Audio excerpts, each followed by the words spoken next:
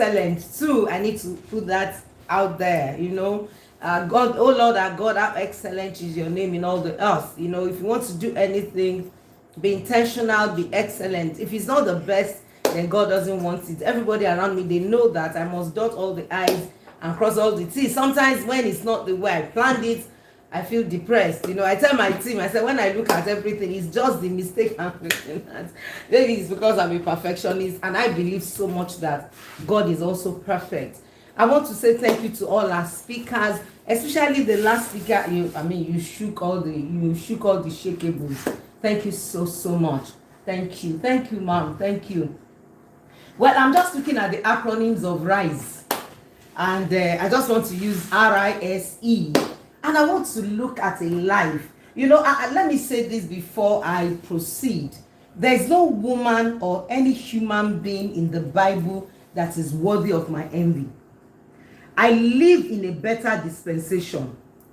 Whatever they've been through in life, they wish they are in my days, because we have enough materials, we have enough resources to glide in the storm and become the best version of ourselves. And that is the truth. So it is an abomination to say, Lord, make me like Ruth, make me like Esther, make me like Hannah. No. Mary, the mother of Jesus, no. She believed the mystery. She did not understand the dynamics of what God was going to do in her life. And yes, she said, behold, I'm the handmaiden of the Lord. Let it be unto me according to your word. That is the worst part of a girl's life. Never married, a virgin, and somebody was going to marry her, was already in courtship, and yet there was an intervention, there was a break, there was a problem, there was a crisis, major crisis of identity, personality, integrity. Everything was gone. Sometimes when we go through storms in life, we think it's all the devil. Sometimes it's not the devil. God is behind the scene, shaking the scene. We don't see him. There are times in my life I've asked myself, Funke, what happened? Who did you offend? Talo share. Sorry for the ones that cannot speak my language. Who did you offend? What have you done? I remember one day I sat on the bed with the father of my children, and I said, because I looked at my life, everything I've preached in my life, I've lived it. I've lived it. I've been honest with you. When I go to preach, I bring the dollars, the pound sterling, the euros, and the whatever it is, the currency. I take it to the bank, put it in his account. My children can bear me witness. That's the truth. But the truth is, I don't know. And I told him, I said, Jesus didn't have to die. I died because of my generation. I died because I must be a voice in this area. I died because there's something about me that when I speak as an institution, as somebody who has felt it, who have touched it, who have handled it, then it will start making sense. I told someone, I said, in the day I'm privileged to open my mouth and share the story of my life, of course, it can be less than 7 hours. And the truth is in stages and phases. So that takes me to the acronyms of RISE. One woman that has become, I'm not envying her, she's my inspiration. I've got a lot of strength from her, and that is that woman in Genesis 38. Her name is Tamar. Now, the first thing on RISE is identity. She knew her name is palm tree. She remembers who she is. The R stands for remembrance. She just knew. Why would they name him palm tree? Why am I Tamar? Tamar means palm tree, durable, useful, entrepreneur. She's everything. That's you can use palm tree to make brooms, to bring oil. A lot of things. Because I'm limited to time, I will rush this. I want to maximize this half an hour that I have. And I want you to give me your heart, because there's so much in my heart in these few minutes that I have. Now, the truth is, she knew what she came to the world to do by her name.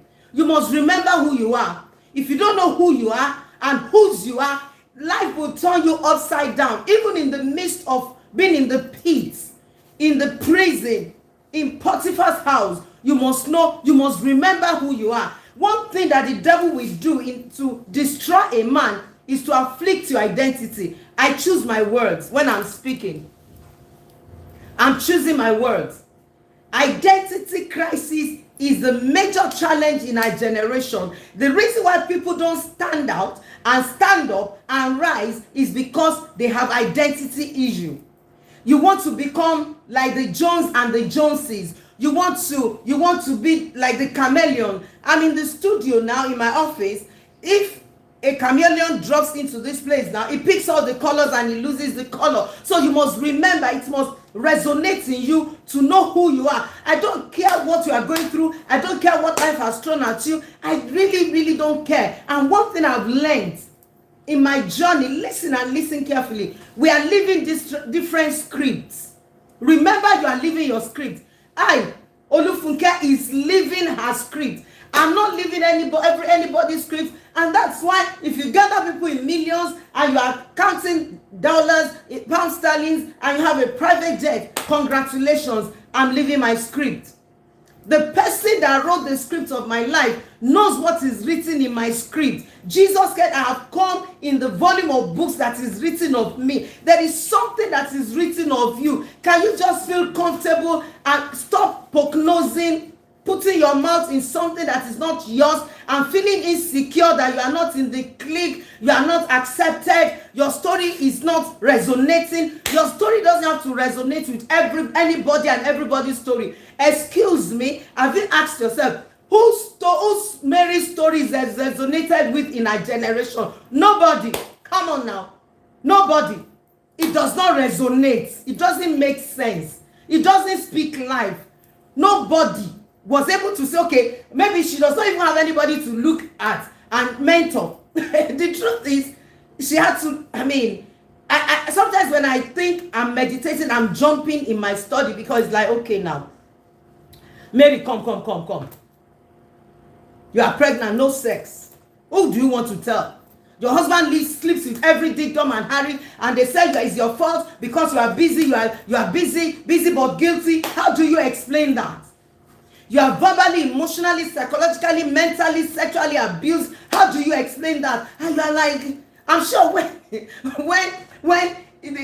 Joseph had a conversation with Mary and said, I'm going to leave you, Mary would say like, what did I do? You know, that kind of helpless, innocent look and say, what? But the truth is, there is one behind the scene, shaking the scene, and you don't see him. So we are all living our scripts. Please, nobody is living. Somebody else should not be bothered. We are not going to be rewarded for living. I may not finish this rice, but I'll just try.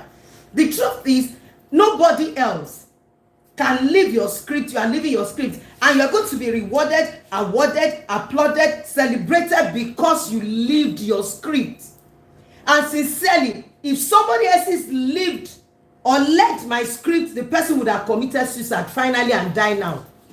Because when you are living your script, you have the capacity, you have the energy. You yourself, you become a wonder to yourself, and you ask yourself, wait. What is, am I dreaming?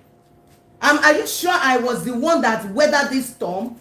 Are you sure I scaled through this crisis? Are you sure I'm the one? You yourself, you will know that there's a pillar that is holding your life. There's one that held you from crumbling despite all odds. So you must remember, if the devil is going to destroy a man, he will destroy his identity. And one thing that torture, abuse, toxicity, molestation, any form of abuse does to you is to yank you off your identity. You just lose your identity. You won't know who you are again. I remember one of the episodes of infidelity that I had. You know, this girl came and they were sleeping with each other. And I remember I have some 90s that are short. This is my story, is my reality. I have this 90 that is short, and she also wore a short. I wore a loose night dress before. I didn't know they were sleeping with each other, and that is the truth. I don't have to lie here to impress anybody. I did not know. But the moment I saw her, so maybe, the Bible talked about the spirit of jealousy. Maybe because I just felt maybe something was wrong or something. I quickly went to change to a knicker like hers in my home. That shows you that identity is the issue. The moment you lose your identity, you miss everything. You will want to be like everybody. Excuse you, you are just you. I'm living my script. This is my life. It's not your life. Please always remember who you are. Tamar knew she was palm tree. She didn't jump into that family, or she didn't find herself in Judah's family by accident. She knew that there was a reason. Listen to me, David, when he went to the valley of Elah to drop food for his brothers, you know what he said? He said, is there not a cause? They thought he just came in to show up, to let everybody know that he could, you remember he was anointed in the midst of his brethren. So the truth is, they would have assumed that you are showing up again. You want to show us that you have excess or something. But he said, is there not a reason?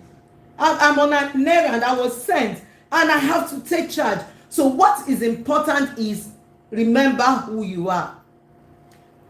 RISE. The acronyms of RISE is, the R is remember who you are. Tamar knew that she's not breakable. That was why she looked at herself. She said, I may be bent, I may be bound, but whatever happens, I'm coming out. Now, don't forget, she does not have the Bible. She doesn't have the Holy Ghost. She doesn't have mentors. She does not have anybody to even mentor her. Now, I said at the beginning that there's no woman in the Bible that is worthy of my envy, because all these women we are mentioning and we are reading and we are excited about their lives, they had nobody to look up to. They were living their own lives by themselves, trusting God, trusting divinity for their destiny. So number 2, the second S is she interrupted the pattern. I'm talking about Tamar in Genesis 38. Now the truth is, when her first husband died, the Bible said it was God that killed her in Genesis 38. Please take time to meditate on the life of this woman. She's solid, no Holy Ghost, no Bible, but extremely loaded, extremely intentional, extremely dynamic. The Bible says the first husband died. Who killed the first husband? God killed him. God killed him. Now, how do you explain what you don't know about anything about? She interrupted the pattern. How? When the first husband, now just think about a woman that is consistently in a toxic and abusive relationship, and God looked at her and felt, okay, let me just vindicate you by killing the man. Now the lies of course the reaction of the people will be like, she's a widow. Why is she a widow? Probably she poisoned her husband, and you know what they do to widows on every side of life. Jesus gave testimonies of so many widows that met an unjust judge. So you know that widows are not favored in any generation. Jesus made it clear to us. Now, looking at her, it's not even funny when she came back and she just said, let me see what happens. And the father-in-law said to the second son, was evil, God killed him. Honor came into the picture. Okay, raise a seed. Now, she knew who she was. She understood that the wife of Judah did not know what she was doing in that house. Don't forget, in Genesis, the Bible, previous scriptures, the Bible says, Scepter will not depart from Judah until Shiloh comes. Unto him shall the guardian of his people be. Meaning that generationally, genetically, there is something about Judah that must not waste away. So heaven was on attention, wondering what is going to happen. So she understood, she remembered who she was. Stepping into that family, it wasn't a coincidence to her. Secondly, having to lose the first husband, she would have said, well, let me just go to my parents' house. She stayed. Because something has to be interrupted. That's the I. Interrupts the pattern. And the Bible says, the father-in-law said, okay, let my second son go in. And that guy was worse. Was doing a withdrawal method. You can imagine how terrible it is looking into the life of this lady. A woman like you, innocent, genuinely married, find herself in a place where you cannot explain, and yet God killed the second husband. Now that is not funny. Just picture it. They would have tagged her, given her names. Maybe she fell out of her mother's back. Maybe she has demon. Maybe she's possessed. And God knew she wasn't possessed. God was just behind the scene. God was the one that wrote the script. Listen to me. The one that wrote the script of your life, he knows what is written. Just look at that. Now let me explain something to you. Some of you don't have cinema etiquette. Let me explain cinema etiquette here. You know, some people, when they go to the movies, they will start shouting, yeah, he will kill the man. He will calm down. There are people like that. I don't know if you have been to cinema and you see people like that. They are very funny. It's like, you are embarrassing us. What is it? He will come back and sit on his seat. Hey, calm down now. What? Maybe because of everybody shouting at the person, will come and sit down gently. And he just sees a man that sat beside him or beside her, crossed his leg or crossed her leg and be watching. And would hit the person. Can't you see? And the person say, calm down, don't die. You know that movie? I wrote that script. That actor you are saying cannot die. Do I have actors in the movies of life in this house that will not die in the movies of this life? You, the one that wrote the script of your life, he knows what he has written. Yes, so Stamarachi, I know you are here. He wrote the script of your life. You are the actor in the movie of life. Oh, look at me. I'm an actor. Can't you see that I'm an actor? See the way I'm bouncing back like James Bond. I'll be back. James Bond it's not your life is not an Indian film. It's not going to end in tragedy. Actors don't die in the movie of God. Somebody help me to write. Actors don't die in the movie of God. And that was what happened. By the time the second son dies, the father-in-law said, it's enough. I don't care again about the prophetic mandate over my life. Just go into your father's house. When the last boy grows up, I will come and hand him over. You come and marry him. And the Bible says he knew he was not going to give Sheila over. Who is going to give the 3 boys? You are going to kill all your boys on top of one woman. What is it? Is she Miss World? Even if she's Miss World, forget it. And of course, she left. She left, but she knew she was going to interrupt the pattern.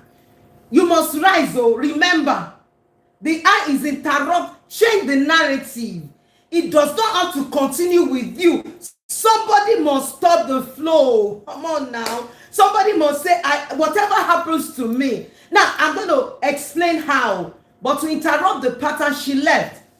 She left. She wore a widowhood garment, but she did not live up here. How do I interrupt the pattern? Be informed. Go. If you have to go to therapy, go to therapy. If you have to have relationship that will strengthen you, get it. Whatever it is, be hungry. Be passionate about knowing. The way I invest in myself, if I tell you my story, you won't believe. My greatest asset are my books.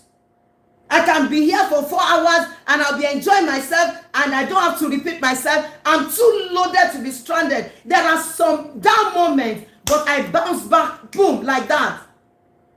I've seen people that when I'm down and they try to help me, the moment I'm bad, they'll say, this girl, are you sure you are not pretending? Many a times when I even wanted to commit suicide or whatever, when I bounce back, it's like, she's lying, she's pretending. It is an inner strength that makes people to think, even when you are low and you are extremely low, to think, you know that you are coming back.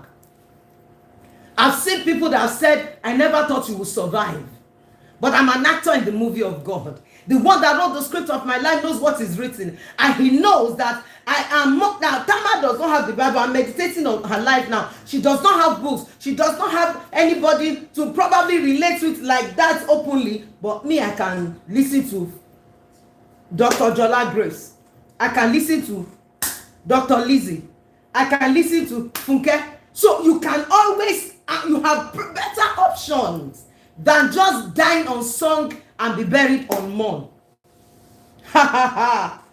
she went to her father's house and remained a widow. Now, that was a statement that was demonic. How can you don't know my story, you don't know what I've been through, you don't know the cost of the oil, you don't know the price I'm paying, you don't know who is shaking my life, that I'm not seeing the shaker of my life, and you are telling me to go and remain a widow. That was a signature, that was an appendix, that was a stamp on her destiny. But she said, who is it that will speak, and it will come to pass if God has not commanded it? God did not command me to go and remain a widow, to go and remain an outcast, to go and remain a raped woman, to go and remain a rejected woman, to go and remain an abused woman. He has not. That is not the voice of God. Anybody can say what they want to say. Headache is their own. My portion, God is my portion in the land of the living.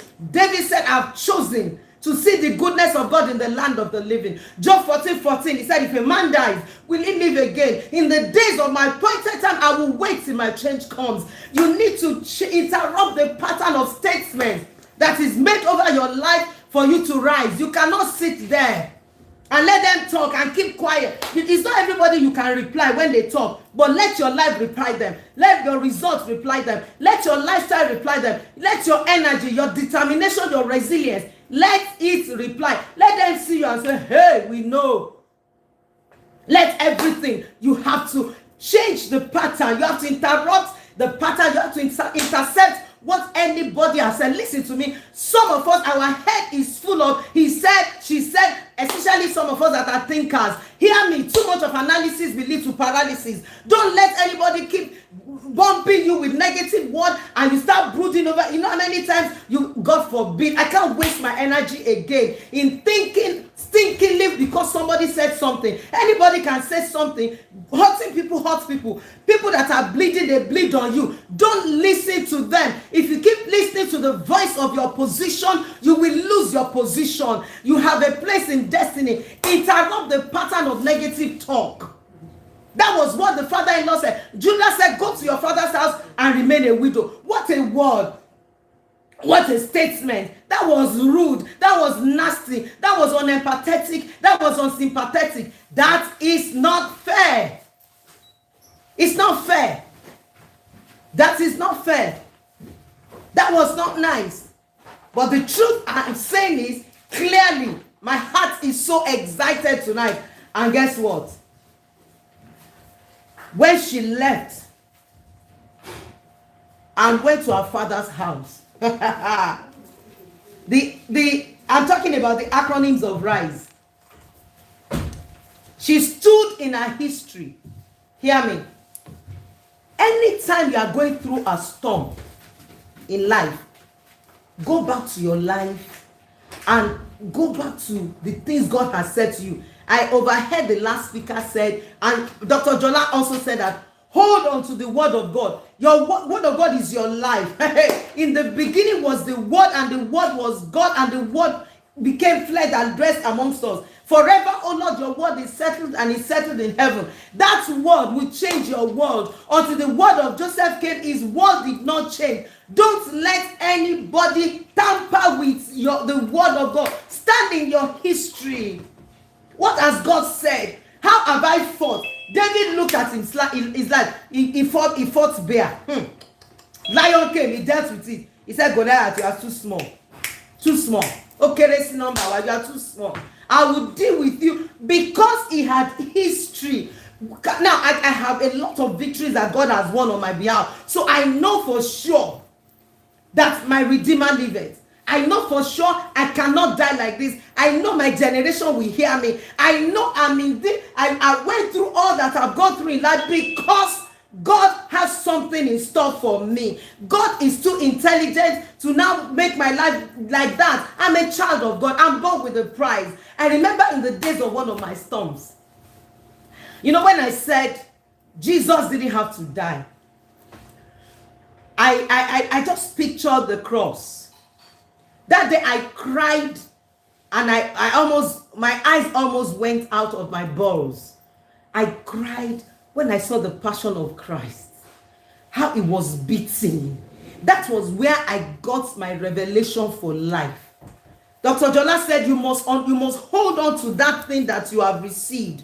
Don't let anybody take it away from you. The truth is, at the moment that word came, I was too sure. I saw the way he was beating. There was no guile in his mouth. He did not offend anybody. He did not do anything. He was just beating for no reason. And you know what he said? I lay down because I love you. Ah, God. I intentionally died. Just go back and watch the Passion of Christ. And it wasn't exaggerated. Don't assume. The revelation, because Isaiah told us how he was beaten without form. Shapeless, faceless, beaten to almost to death. The only thing is his life was not taken. So that revelation would help you to stand by the things you know. My history, my story. She stood in her story.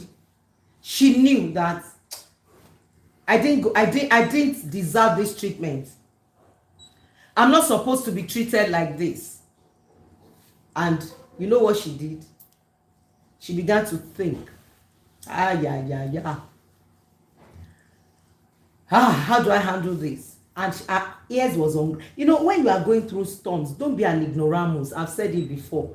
Build your spiritual energy. Know better.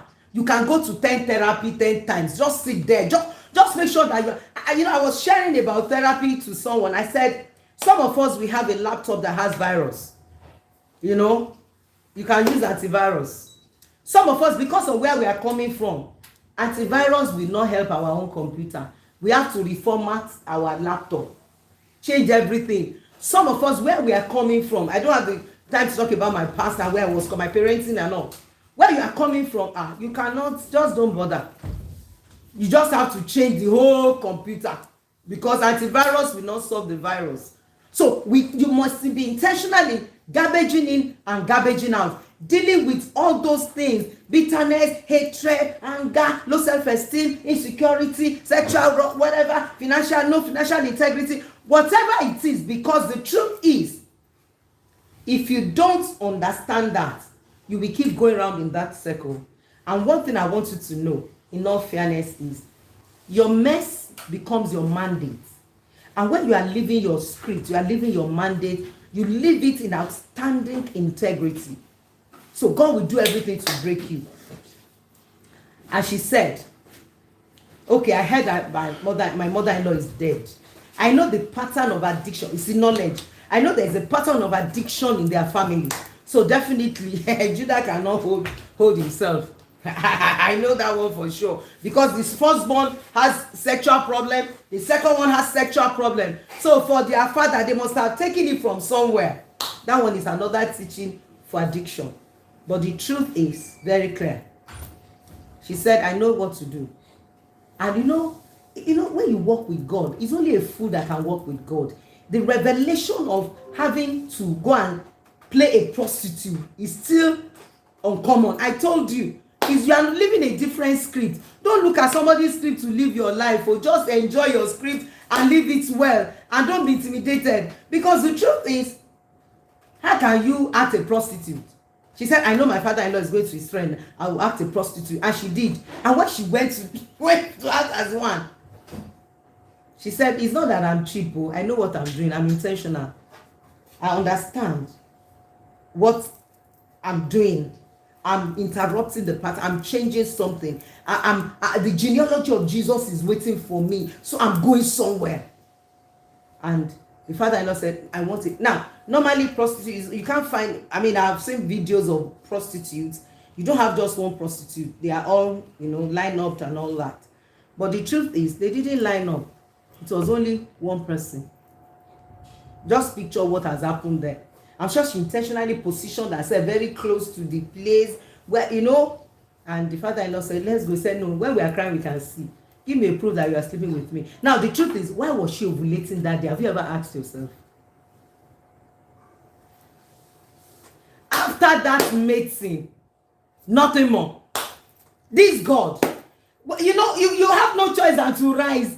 Just be gliding in the script that is written of you and let him do what he likes with you. What the potter likes is what he does with the clay. You don't know, you might not know. Know what I just said. He knows the way that I take, Sha. When he's through with me, I'll come out as gold, because all I know is that it's not, this is beyond me. The pain is beyond me. The crisis is beyond me. Whatever I'm going through sincerely is beyond me now. This is not me in the script. He knows. And you know, God was looking at the genealogy of Jesus. All the drama is not his business. What is important to him is his agenda. God is intentional. He can use any vessel. He can kill. He can put his horses and his riders and throw them into the sea, because he's good and his mercy endureth forever. He's doing what he likes with who he likes and how he likes it. And finally, she got pregnant, and she went back home. And look at people, they will talk. Genesis 30, they will talk. Please, can you stop thinking and asking what people are saying? They didn't wear your shoes. They don't know where it hurts. They don't know anything about you. Let them say, oh, please. Whosoever, I don't really care anymore. Let them say, let them. Everybody can choose their narrative. That's their business. As long as you are not lying and you are not exaggerating and you are telling your story, enjoy it. Don't stress yourself. Please, to rise, you must learn to shut your ears. Tama shut her ears into all those rubbish stories, whatever anybody is saying.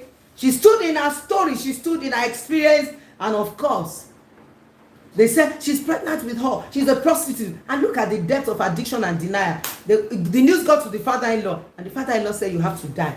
You must die. You the person that, why would you go and store her to death? And she said, well, no problems.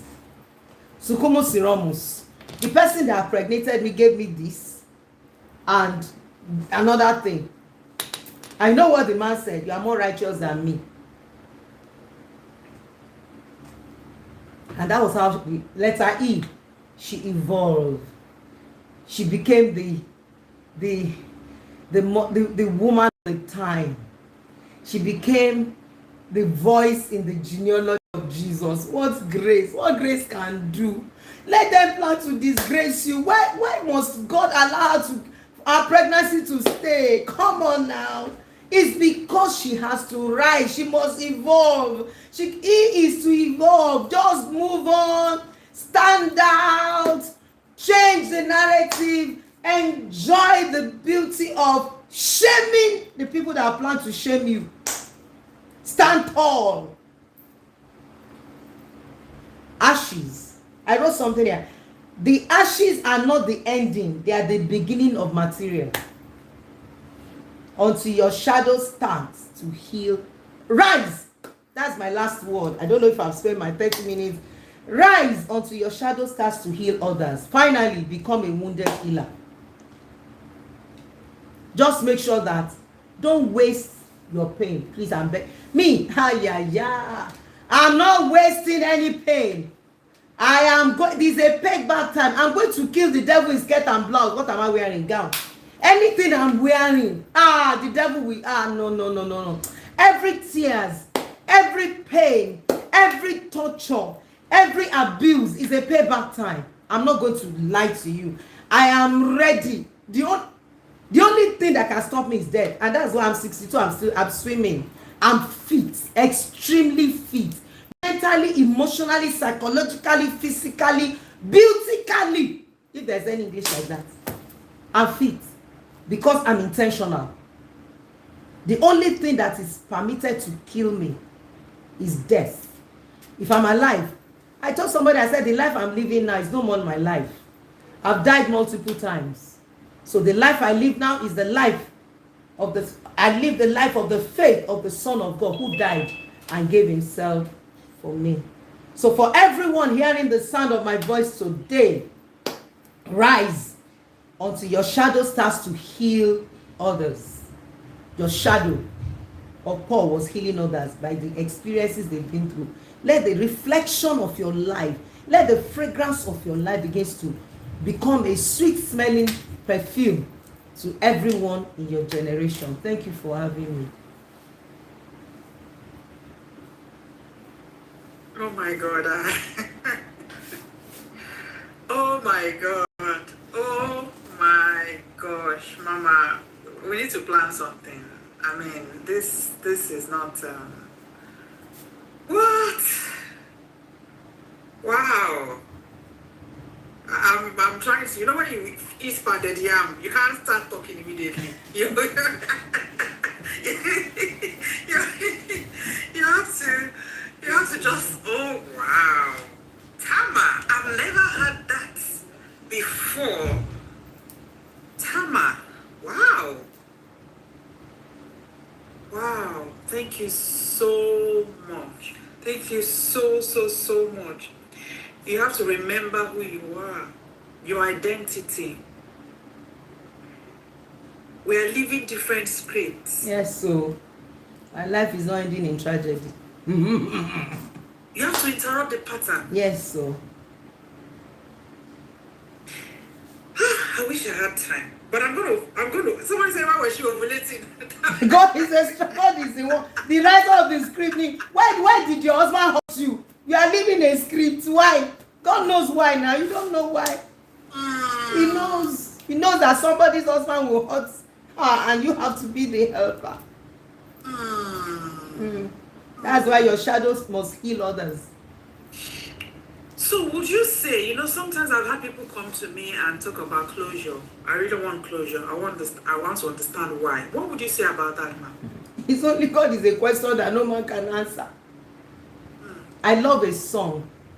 I will sing it, I will interpret it. You are the potter and the clay. I remember in the midst of my storms, I sing that song, I personified it because it resonated in me. And I will sing it in my language. I apologize, but I will interpret it. Ṣebí wọ́n la mọ̀ kókó, ilé ayé mi o, Olúwa ṣe mí bó ṣe fẹ́. When you are in the midst of storms and you don't know what to do, you will say you are the potter. You are the one that molds my life. Do what you like with me. Because honestly, for Tamar is a paradox. For Mary is a paradox. Even Joseph, you sat on your own. You just had a dream that everybody was banned, your daddy, your mommy, and you open your mouth to say it, and the next thing is spit. Behold, the dreamer cometh. Let's kill him and see what will become of his dream. The next thing is Potiphar's house. Mrs. Potiphar said, let me sleep with you. The next thing is the prison. What did I do? No closure. Nobody works with God and expect a closure. Forget closure, I beg. Let him do what he wants to do with your life. The moment you are still asking questions, you are still wounded. You are hurting. You are not healed. There's the pause. That question you are asking. Closure is the pause, the odor, the when you are boiled, that pause is the one smelling and telling you that you need closure. How do you no closure? Nobody had it. Even Jesus. Why did he say that let this cup pass over me? Did he know he was going to go through all of it? He knew he was going to go through it, but he didn't know it was going to be as bad as that. So no closure. Wait, Mary and Martha. Martha was married. Martha, the Martha that does not matter. Mary sat at the feet of Jesus. Why would Mary now, the brother, the one that he loved, that Jesus loved, why did he die? No closure. Now he just died. And when the disciples said, let's go and die, one of them said, let's go and die with him. That's another topic. He now said, for the glory of God to be revealed. So your closure is, let the glory of God be revealed in my life. That's your closure. Anytime you are looking for closure, just say, Father, let your kingdom come, let your will be done, let your glory be revealed in my life. It's what he likes, he does with you. You don't have a mouth. If you are not in his agenda, he will kill you and you are gone. But some of us that are still here, despite all odds, it's because we're in his program. Simple. Yeah, in all honesty, pardon me, there's nothing anybody is looking for here. If you are not for his purpose, you are not living for his purpose, then there's no reason. Honestly, the reason why you are here is because you are in his agenda and he can do. Why would Moses, have you ever asked yourself, Moses, Totara, what is it? The guy just came into the picture. Is it the only Hebrew? Is it his only mother that were quickly giving birth? Why Moses? He can choose the foolish things of this world to confirm the wise so that the glory goes to him and him alone. Please don't bother about closure. Just continue and keep one day at a time. Say, Jesus, let me to live each day, one day at a time. Let me just keep living my life. When he's done with me, Job said, when he's through with me, Job, what did he do? He will even do sacrifice, pray for his children's party time in case they brought girlfriend or they had sex or they did something bad and the devil still came and God still permitted it. So where are you looking for closure? There's no closure anywhere. Don't stress. Don't close yourself up because you are looking for closure. Don't close your destiny. Stop asking questions that nobody can answer. Anybody that answers you that is a closure is deceiving you. You can't have a closure. I've thought in my head. I've never had. There's no closure for me. What did I do? Abba, I'm That's even. the question. That's the thing. Wow. I wish we had more time. I feel like taking one question, just one question. Please feel free to take your question. I've requested another question. Me. Okay. Good evening. Good evening. Good evening, ma. Thank you so much, ma, for this amazing message. You really spoke to me directly. Who is That talking? was Blessing. Okay. blessing, yes. Where's your from video on? Lagos. Okay. Where I am is really dark. Okay. Okay, let me just turn it on. Okay. All right, it's dark. So, good Okay, evening that's once fine. That's again. fine. Just Thank you that's so fine. much. Yeah, no problem. All right, ma. I remember when you were doing the pre-event session for this event, you said that the reason why people don't rise is because of people, what other people are saying. Now, how do you deal with the situation whereby you are in the midst of people that are talking you down, saying a lot of things that, hurts you? Anytime you say, okay, let me listen to you listen to messages and you feel you are revived, you go back again and they say things that, just brings you down. How are you able to navigate that situation, particularly when there are people of authority? You can't talk back most of the time. How do you deal with that? We have a lot of narcissists on the pulpit. Now, that question is deep, but I'll try and just encapsulate it. Now, the question, the thing is, people that hurt people, they are also hurting. You have to come from the dimension of understanding and having empathy. If you trace the life of that person, you see that person too is not normal. So the person that is hurting you is also hurting. They bleed on people that are relating with them. So they are transferring aggression. Now, how do I mean? It's tough for people that think. I'm sure you're in the class of a thinker. It's tough. But the truth is, exit yourself. You don't have to be in a toxic environment, especially if you have the privilege to survive without them. Even if you don't have the privilege to survive without them, seek help and excuse yourself for now until you are able to come back and until you are healed and you are able. And sometimes you might not even have the guts to confront the person because you understand that this person is also wounded. I've been in such situation multiple times, and I know that what this person is doing to me is wrong. Especially not people that you know that if you react the way they are bringing it to you, you will destroy what you have used your hand to build. That's another side of my life and story. So the best thing is excuse yourself, go back and be strong. You can't when you don't save people when you are struggling. I swim. When you see people drowning and they are still doing like this, this lifesaver will not save you. They will allow you would have lost your strength, lost your energy, then they can help you because two of you will drown. So when people are hurting you and wounding you and saying things and acting in a toxic way to you, excuse yourself, or else both of you will keep drowning and you'll be living in bitterness. And bitterness defiles, it contaminates, it gives you cancer, terminal disease is associated to unforgiveness. So I understand, especially if that person is somebody you revere and you just know that, except even if it's your husband, separation is different from divorce. When two children are fighting, what do? You separate the two of them, start resolving the matter. If it's resolvable, fine. If it's not resolvable, whatever. But the truth is that even if it's in marriage, that this is just killing you and you are dying inside, look for an exit. I know so many women cannot exit because they are not financially comfortable and they don't feel that anything can sustain them. But you have to trust God. You have to trust God and seek intervention from people that have been through your situation, or are going through it, or have been through it, or that have gone through it, or they are out of it enough. This is so interesting. Thank you so much, Ma, for your time tonight. I know that I know that it was, you know, a challenging one for you, but we're just so grateful. It's like I said, you can go back and watch on YouTube, you know, and just make sure that you get yourself some nuggets there and create a tool for yourself, a toolbox for yourself that you can go into, and you know, what do I need to rise? Your identity, right? Interrupt the pattern, shut your ears to naysayers, and evolve. Thank you so much, Ma, for being here tonight. We are super grateful. Yes, guys, can you just show us some love in the comment section? Love. Our next speaker is in the house, and I'm so excited. Oh my goodness. Wow. Thank you all so much. Thank you. Keep showing out the love.